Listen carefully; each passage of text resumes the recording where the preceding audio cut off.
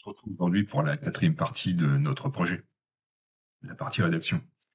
Après cette vidéo, tu sauras comment on rédige avec une intelligence artificielle. Dans le cadre de notre exemple, c'est la rédaction d'un e-book, mais ça va fonctionner pour tous les autres projets. On se retrouve tout de suite après ça.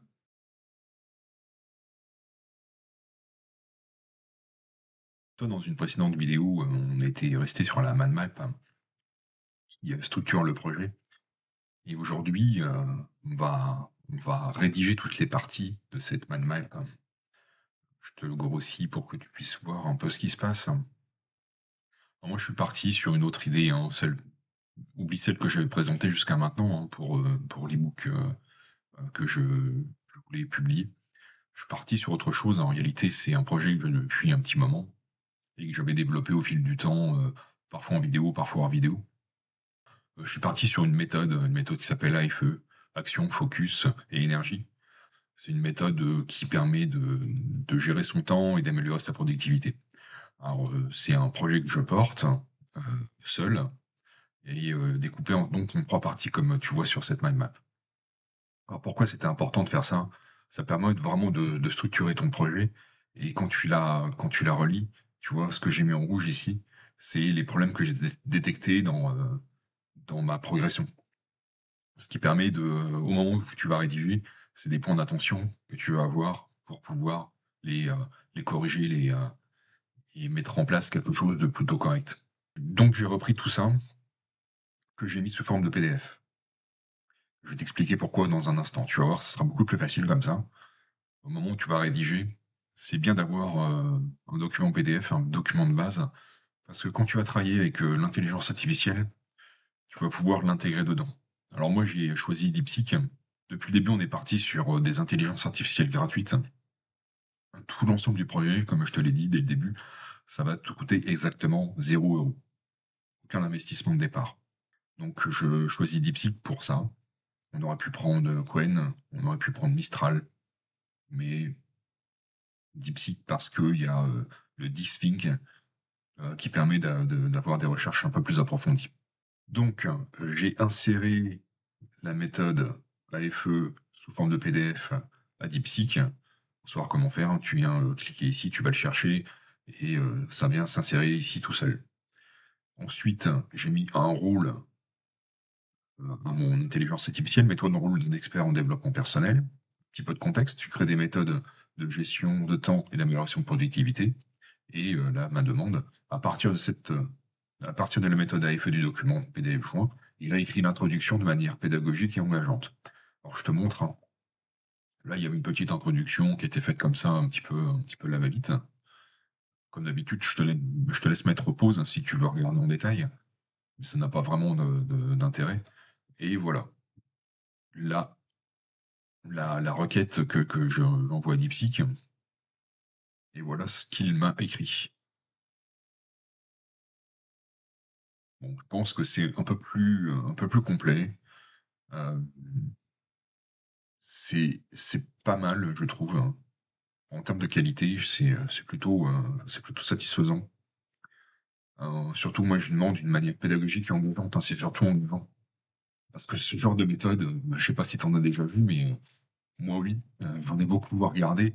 Et parfois, c'est support efficace way. Et quand tu as lu le truc, tu as vraiment plus envie de le faire. Et ce que j'ai voulu, moi, c'est au contraire créer quelque chose qui donne vraiment envie. Parce que c'est déjà pas marrant à faire. Alors si en plus, tu lu un truc et que tu déjà lassé et blasé au moment de commencer, c'est quand même dommage.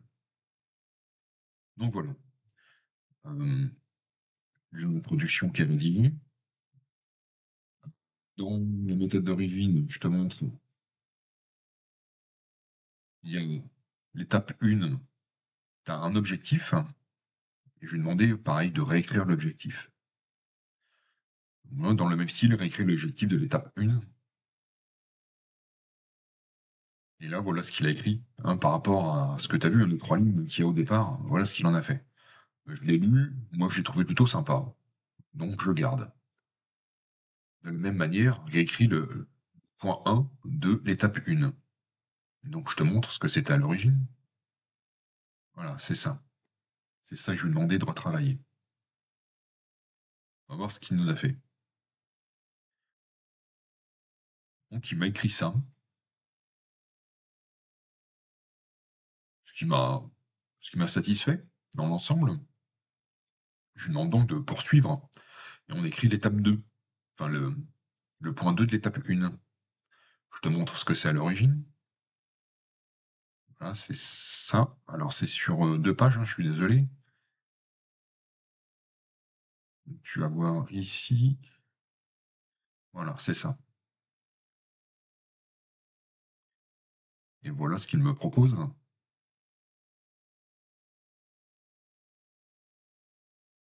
Mais je suis pas satisfait. Je suis pas satisfait par l'exemple qu'il donne. Je le trouve trop succinct. On comprend pas bien ce que c'est. En plus, si tu connais pas ça, il parle de l'outil Cocop. Je sais pas si tu le connais, mais si tu connais pas, l'exemple qu'il donne, ça, c'est pas très parlant, je trouve. Et du coup, je lui demande de me le réécrire. Donc, il me fait d'autres propositions qui est, à mon sens, un peu plus parlante. Donc, je continue. Dans le même style, réécris le point 3 de l'étape 1. Donc, je te montre ce que c'était à l'origine. Le voici. Et voilà ce qu'il me propose.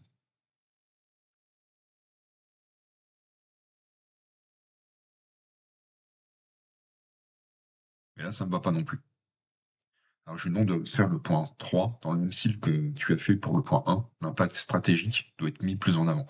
Parce que si tu regardes dans le document d'origine, tu as priorisé les actions en fonction de l'impact stratégique. En fait, on imagine que tes objectifs n'ont pas la même valeur.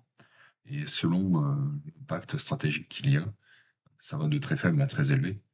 Euh, tu donneras pas la même importance à l'action à accomplir. Et je trouve que dans le texte qu'il me proposait, c'était pas mis assez en avant. Donc je lui demande de réécrire. Et là, on s'aperçoit qu'il y a eu un petit bug. Ouais, ça arrive de temps en temps. On est sur une version gratuite, donc on peut pas trop reprocher. Ça arrive aussi à ChatGPT, hein, qui coûte 20 $ par mois. Donc on peut pas trop lui en vouloir. Donc j'ai réitéré un petit peu plus tard, et il m'a réécrit quelque chose d'un peu plus convenable. Voilà. Donc je t'engage à faire la même chose, hein. Moi, je vais faire la même chose de mon côté, hein. C'est fini pour aujourd'hui. Je pense que tu as suffisamment d'exemples sous les yeux pour le faire toi-même.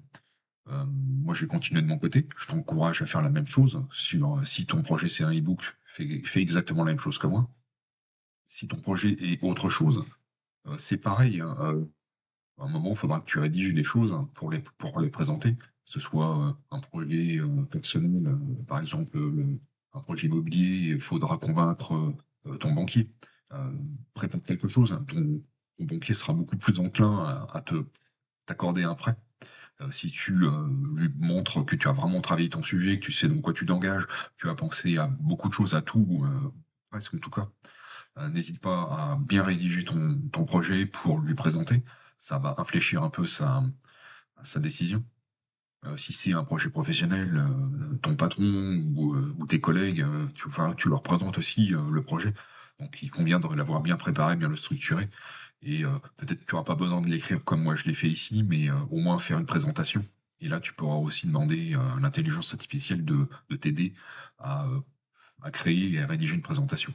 Celle que tu montreras au moment où tu auras ton rendez-vous. En tout cas, voilà, c'est tout pour aujourd'hui pour cette partie rédaction de projet. Merci de m'avoir suivi. Je te dis à bientôt pour une prochaine vidéo.